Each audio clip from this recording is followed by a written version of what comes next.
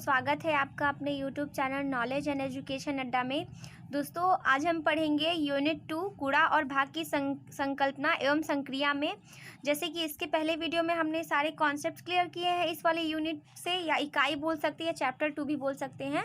आज हम जो है इस चैप्टर से आने वाले क्वेश्चंस के बारे में पढ़ेंगे, जो कि बहुत ही इम्पॉर्टेंट है। तो दोस्तों, ये जो हमारा अभी आपने देखा, इसके पहले भी कॉन्सेप्ट क्लियर किया है कि भाग के बारे में, डिवीज़न के बारे में अभी आपने देखा था कि ये इस टाइप से भाजक और ये भाज्य, ये भागफल और ये शेषफल होता है, और ये भाग की संक्रिया, इसके बारे में भी आपने देखा है। और इसी से यहीं पर एक पॉइंट बन जाता है, यहीं से एक फॉर्मूला बन जाता है इससे रिलेटेड। ये बनता है हमारा भाज्य बराबर भाजक गुणे भागफल प्लस शेषफल। बहुत इम्पॉर्टेंट पॉइंट है, इसे आप नोट कर लीजिए, बहुत ही मोस्ट इम्पॉर्टेंट है ये, क्योंकि ये क्वेश्चन सिर्फ केवल आपको बीटीसी में ही नहीं बल्कि यूपी टेट सुपर टेट में भी काम आएगा। और फिर इसके बाद वहाँ पर भी आपको ये कॉन्सेप्ट जो है बहुत ही हेल्पफुल रहेगा इस टाइप के क्वेश्चंस को लगाने के लिए। तो चलिए हम यहाँ पे क्वेश्चन स्टार्ट करते हैं। सबसे पहला है कि 21 divide by 3 is equal to 7 के संगत गुणात्मक तथ्य। उसने क्या लिखा है, 3 इंटू 7 इज इक्वल टू 21। इस वाले तथ्य को इसने गुणात्मक रूप में ऐसे प्रस्तुत किया है। तो कहा है कि निम्न तथ्यों के संगत गुणात्मक तथ्यों को बताइए। तो जैसे कि इसने क्या किया, यहाँ पर जो हमारा दिया था कि 21 divide by 3 is equal to 7 को उसने यहाँ पर इन दोनों को मल्टीप्लाई करके इज इक्वल टू में इसने इसको लिया है। वैसे ही हम यहाँ पे भी कर सकते हैं। यहाँ पर हम क्या कर सकते हैं, जैसे यहाँ पर हम लिए हैं, इसको हम कर सकते हैं कि 8 मल्टीप्लाई में 7 इज इक्वल टू 56। ठीक है, ऐसे करेंगे तो ये इसका क्या हो जाएगा, संगत गुणात्मक तथ्य हो जाएगा। इसी टाइप से दूसरा वाला जो है, इसमें क्या हो जाएगा, 11 में मल्टीप्लाई करेंगे 6 का, ये हो जाएगा 66, और इसका संगत गुणात्मक तथ्य क्या हो गया, ये हो गया। तो यही हो गया हमारा आंसर। तो अब दूसरा क्वेश्चन आपसे पूछा क्या है कि 117 को दो संख्याओं के गुणा में व्यक्त करें, जबकि उसकी एक संख्या क्या है, 13 बोल दिया गया है। तो हम मानते हैं कि माना दूसरी संख्या x है। ठीक है, दूसरी संख्या बराबर x, क्योंकि एक संख्या उसने 13 दे दिया है और दूसरी संख्या हमको नहीं बोला है, और बोला है कि दो संख्याओं का जो गुणा है वो 117 है। 117 को ही तो उसने क्या किया, 117 को ही उसने कहा है कि दो संख्याओं के गुणे के बराबर है। तो एक संख्या तो उसने 13 दे दिया, लेकिन दूसरी संख्या हम x मान लेते हैं, लेट कर लेते हैं यहाँ पे। तो इस तरह से हम यहाँ पर करेंगे तो x की वैल्यू कैसे निकालेंगे, 117/13।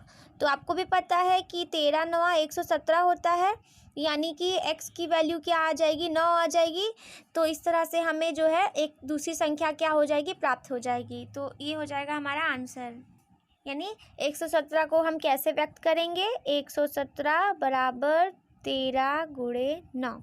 ये हो गया हमारा 117 को दो संख्याओं के रूप में व्यक्त करना, गुणा के रूप में व्यक्त करना। फिर नेक्स्ट क्वेश्चन क्या पूछा आपसे, दूसरा क्वेश्चन पूछा आपसे कि नेक्स्ट क्वेश्चन है, क्या ऐसी कोई पूर्ण संख्या p संभव है कि p divided by p is equal to p। यानी यहाँ पर आपको बस प्रूफ करके बताना है, तो आप कुछ भी प्रूफ कर सकते हैं। यहाँ पर लेट कर लीजिए कि माना p बराबर 1। ठीक है, तो अब यहाँ पर इसमें सब जगह 1 पुट करिए, 1 divide by 1 is equal to 1। यहाँ पर ऐसा संभव है कि नहीं, जैसे कि यहीं पर आप इसका LHS ले लीजिए, LHS लेंगे तो यहाँ पर जो 1 और डिवाइड बाई 1 है, तो इसकी वैल्यू भी तो 1 ही आएगी, यानी कि ये जो वैल्यू है वो इज इक्वल टू 1 RHS के बराबर आ रही है। यानी ये चीज़ क्या है, संभव है। जब ऐसा क्या होगा, जब दोनों पर क्या होगा, समान मान, यहाँ पर अगर 1 1 पुट करेंगे तो ऐसा संभव होगा। ठीक है, नेक्स्ट क्वेश्चन क्या पूछा है आपसे, नेक्स्ट पूछा है कि क्या दो विभिन्न शून्येतर पूर्ण संख्याओं a और b के लिए a divide by b is equal to b divide by a संभव है। यहाँ पर भी क्या करिए, लेट कर लीजिए, मान लीजिए, जैसे मैथ्स में आपको पता है हर चीज़ मान कर ही की जाती है। तो यहाँ पर मान लेते हैं, यहाँ पर मान लेते हैं कि माना a बराबर क्या है हमारा, कुछ भी मान लीजिए, a बराबर 21 मान लीजिए। ठीक है, और b बराबर मान लीजिए यहाँ पर 7।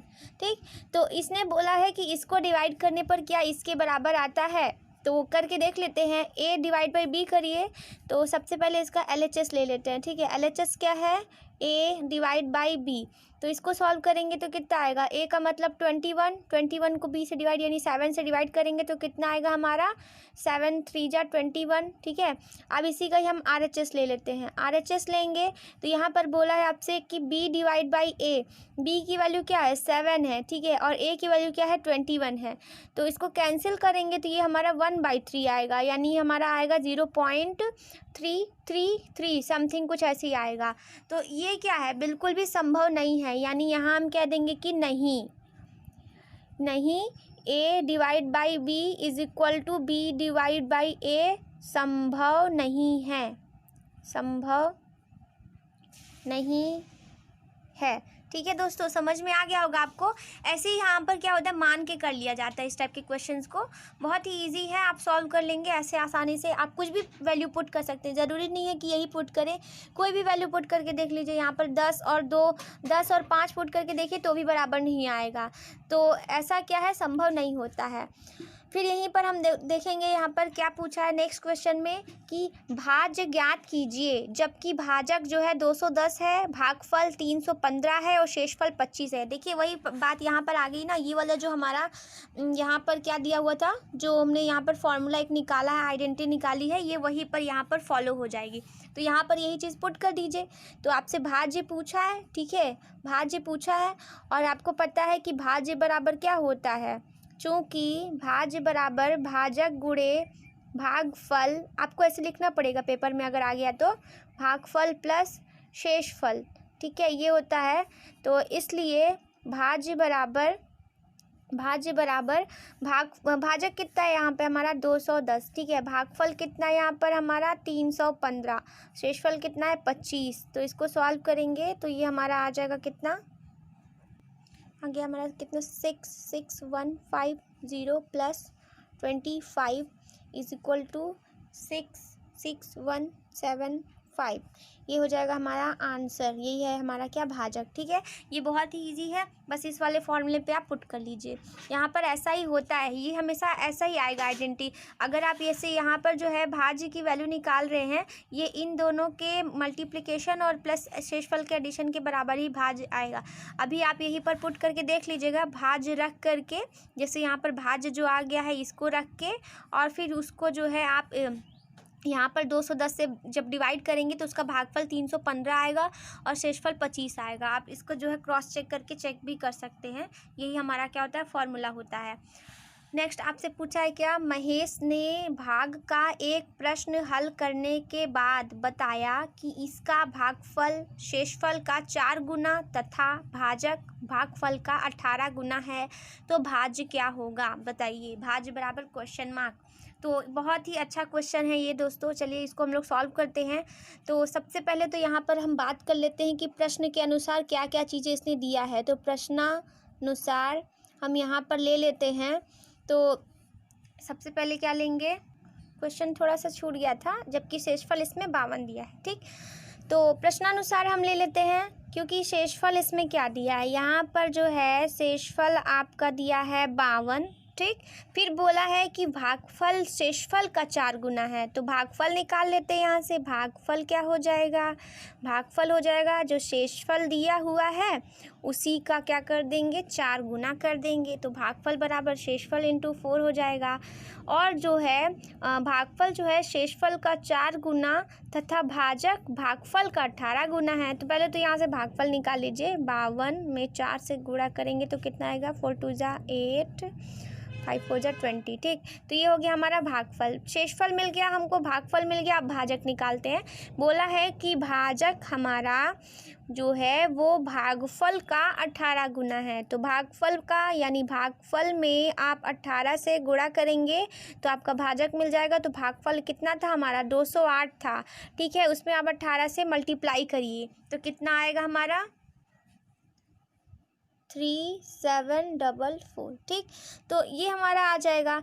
तो अब आप इसको क्या करिए, आपसे यहाँ पर भाज्य पूछा है तो फिर उसी फॉर्मूले में पुट कर दीजिए। भाज्य बराबर हमारा क्या हो जाता है, भाज्य, चूँकि भाज्य बराबर भाजक गुणे भागफल, भागफल प्लस शेषफल। इंग्लिश मीडियम वाले बच्चों को अगर नहीं समझ में आ रहा है तो आप इसको इंग्लिश में भी समझ सकते हैं कि यहाँ पर हो जाएगा हमारा dividend is equal to divisor multiply by quotient plus remainder. तो यहाँ पर हो जाएगा हमारा फॉर्मूला। तो इस तरह से यहाँ से हम इसलिए यहाँ पर भाज्य निकाल लेंगे, यानी कि डिविडेंड इसका निकालेंगे तो क्या आएगा हमारा, भाजक कितना दिया हुआ है यहाँ पे 3744, मल्टीप्लाई में आपको करना है क्वोशिएंट, क्वोशिएंट कितना दिया हुआ है यहाँ, यानी भागफल कितना दिया हुआ है हमारा 208, और शेषफल कितना है 52।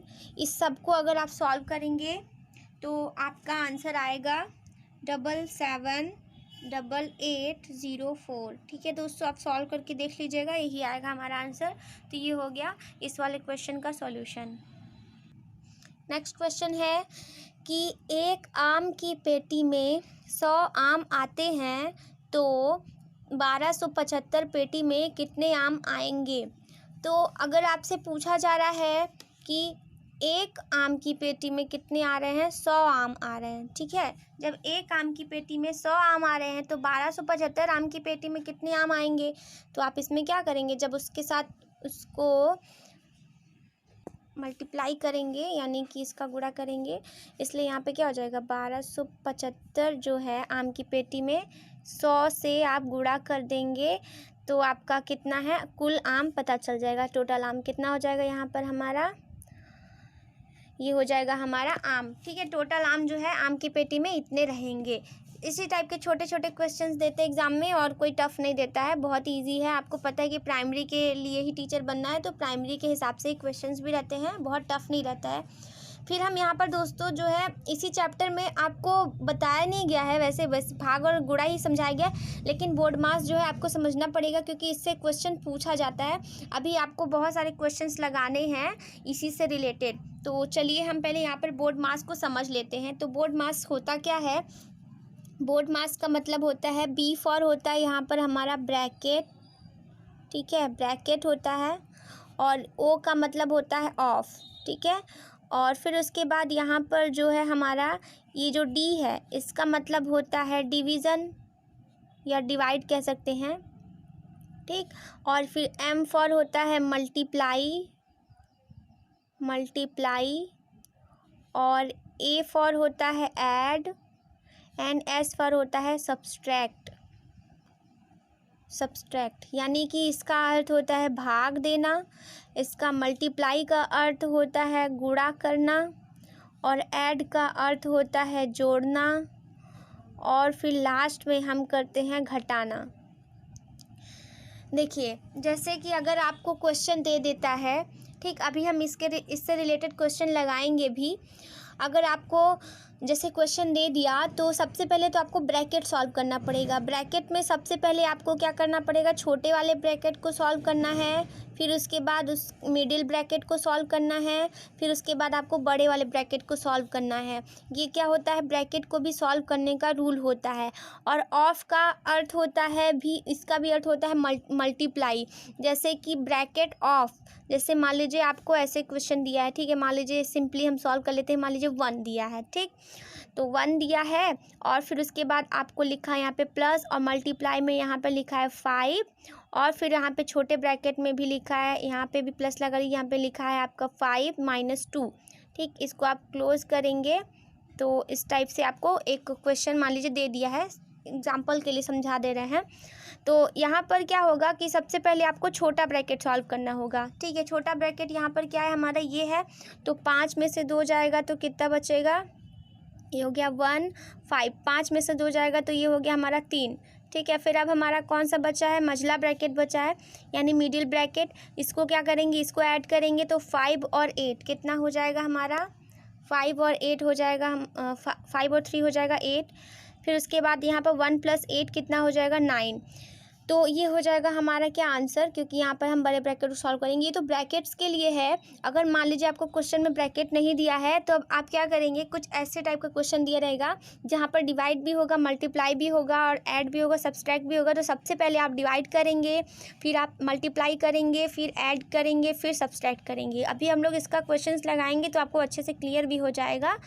तो दोस्तों ये था मतलब क्वेश्चन जो है अभी हमारा इससे रिलेटेड। तो चलिए अब हम इसी चैप्टर में आने वाले क्वेश्चंस को भी सॉल्व कर लेते हैं जो कि हमारी बुक में दिया है। तो जैसे कि आप अभी यहाँ देख भी रहे हैं कि ये 2016 में ही आपसे पूछा है ऐसे बोर्ड मास का क्वेश्चन। देखिए यहाँ पर आप समझिए कैसे यहाँ पे डिवाइड किया है, फिर डिवाइड है, फिर यहाँ पे सब्सट्रैक्ट है, फिर इसके बाद जो है यहीं पे आपका ब्रैकेट्स भी है। तो ये सब जो है ये सारे क्वेश्चंस मैं अभी आपको कराऊंगी जब मैं पूरा सीरीज़ जो पिछले ईयर्स का करवाती हूँ, जैसे कि अभी मैंने पहले चैप्टर में करवाया है यूनिट 1 में, वैसे भी इस चैप्टर में भी करवाऊँगी। तो उसमें जो है ये सब सॉल्यूशंस आपको मिल जाएगा। तो फिलहाल पहले हम इस चैप्टर के जो है क्वेश्चंस को लगा लेते हैं जो कि बुक में हमारे दिया है। तो ये जो है आपका लघु उत्तरी ये सब नहीं आता है। अति लघु में आपसे योग तत्समक किसे कहते हैं पूछा है। तो आपको पता है योग तत्समक क्या होता है, 0 होता है। शून्य का गुणनफल क्या होगा, तो 0 ही होगा। और भाग की संख्या आपने पढ़ लिया है। क्वेश्चन हमारा यहाँ से स्टार्ट है। सबसे पहले आपसे बोला है कि इसका आप गुणनफल ज्ञात करें।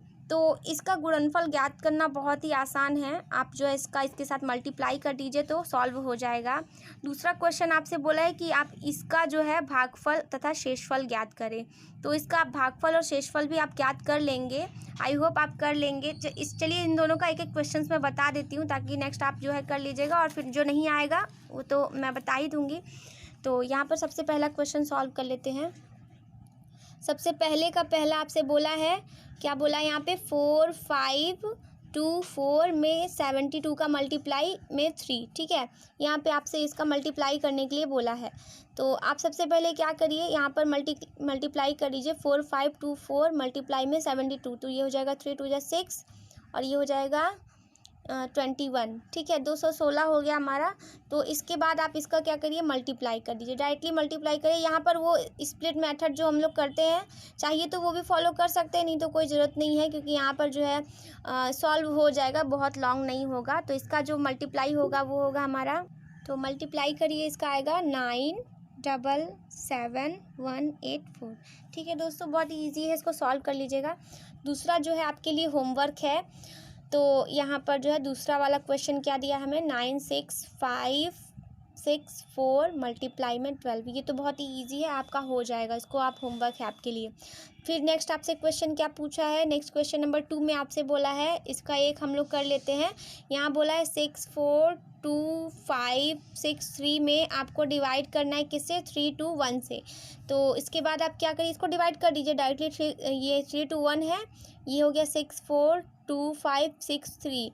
तो ये आपका 2 बार जाएगा। ठीक है, ये हो जाएगा 2 4 और ये 3 6 हो गया। तो ये हो गया हमारा 0 0 0।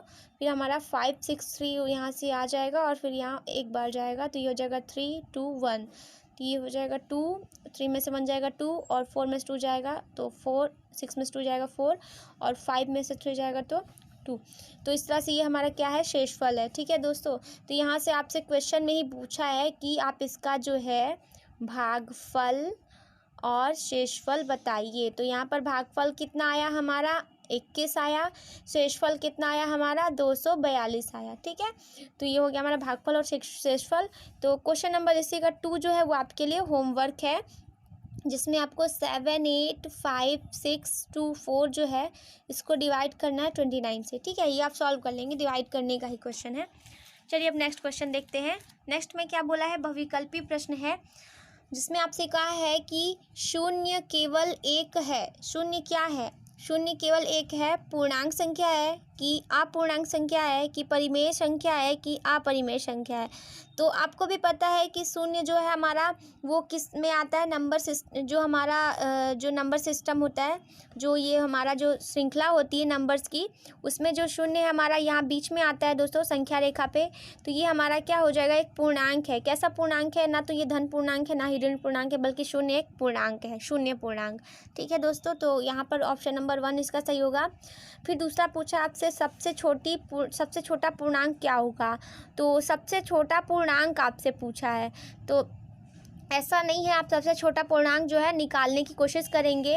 तो यहाँ पर आप संख्या रेखा में करेंगे तो -1 -2, तो -1 से भी छोटा -2 है, -3 से भी छोटा क्या हो जाएगा, -2 से भी छोटा -3 है। तो क्या आप सबसे छोटा पूर्णांक ज्ञात कर सकते हैं? सब संख्या जो है उससे भी आगे माइनस होती चली जाएंगी, क्योंकि ये हमारी जो है माइनस अनंत तक जाती है, तो एक दूसरे से माइनस होते होते वो और छोटी होती जाएगी। तो ये जो है इसमें से कोई भी नहीं होगा, इसका जो ऑप्शन होगा ऑप्शन नंबर द सही होगा। यानी ये जो निकालना है आपके लिए असंभव है, आप सबसे छोटी पूर्णांक संख्या नहीं निकाल सकते। सबसे बड़ी प्राकृतिक संख्या आप नहीं ज्ञात कर सकते, वैसे सबसे छोटी आप पूर्णांक संख्या ज्ञात नहीं कर सकते। आपसे बोला है कि शून्य का विपरीत यानी ज़ीरो का उल्टा क्या होगा। तो ज़ीरो क्या है हमारा, ज़ीरो ना तो हमारा धन पूर्णांक है और ना ही ऋण पूर्णांक है, ज़ीरो जो है वो हमारा शून्य पूर्णांक है। तो शून्य पूर्णांक का जो है विपरीत कुछ भी नहीं हो सकता, ना तो -0 होगा और ना ही +0 होगा, तो इसका कोई भी विपरीत नहीं होगा। तो ऑप्शन नंबर इसका द सही होगा, यानी कोई भी नहीं। फिर आपसे बोला है कि 4th नंबर क्वेश्चन में क्रमागत दो पूर्णांकों का अंतर होता है, यानी कि जो भी हमारे दो पूर्णांक दिए होते हैं क्रमागत, उसका आपसे अंतर पूछा है। तो चलिए इसको देख लेते हैं। आपको मैंने क्रमागत संख्याएं पढ़ाया है, ठीक है दोस्तों, क्रमागत संख्याएं मैंने आपको बताया है। और आपको पता है पूर्णांक संख्या हमारी यहाँ पे क्या होगी, ये हमारी हो गई 1, ये 2, ये 3, तो ये हो गई हमारी क्रमागत संख्या। ये जाएगी +∞ तक और ये वाली जाएगी -∞ तक। तो इसकी जो आपसे पूछा है कि दो पूर्णांकों का अंतर, तो यहाँ से क्रमागत में आप ले लीजिए, अंतर का मतलब होता है कि बड़े में से छोटे को घटाना। तो यहाँ पर आप क्या कीजिए, 4th वाले क्वेश्चन में आप यहाँ पर 2 में से 1 को सब्सट्रैक्ट करेंगे तो 1 आएगा, ठीक है। ऐसे यहाँ पर आप 3 में से भी आप 2 को सब्सट्रैक्ट करेंगे तो भी 1 आएगा। इसी टाइप से आप 4 में से आप 3 को घटाएंगे तो भी 1 आएगा। तो यहाँ पर जो आंसर आएगा हर बार 1 आ रहा है। यहाँ इसको भी चेक कर लेते हैं निगेटिव पूर्णांक के लिए। ये तो हमने पॉजिटिव पूर्णांक के लिए चेक किया, आप निगेटिव पूर्णांक के लिए भी चेक कर लेते हैं। यहाँ पर आप क्या करिए, आपको पता है बड़े में से छोटे को घटाना है, तो बड़ा यहाँ पर क्या है हमारा, यहाँ पर -1 और -2 में बड़ा हमारा -1 है, क्योंकि ये 0 के ज़्यादा निकट है। फिर उसके बाद इसमें आपको क्या करना है, घटाना है, यानी अंतर प्रदर्शित करना है। तो अंतर का मतलब माइनस हो गया, तो यहाँ पर आप करेंगे तो -1 माइनस माइनस क्या हो जाएगा, +2, यानी कि 1 आ गया। दूसरा भी चेक कर लीजिए, यहाँ पर आप -2 जो है इसमें से आप -3 का अंतर निकालेंगे तो कितना आएगा, यहाँ पर आएगा -2 माइनस माइनस +3 और ये हो जाएगा 1। हर बार जो अंतर है आपका वो कभी चेंज नहीं हो रहा है। देखिए हर बार अंतर क्या आ रहा है, 1 आ रहा है, यानी दो क्रमागत दो पूर्णांकों का अंतर हमेशा सिर्फ और सिर्फ 1 होता है।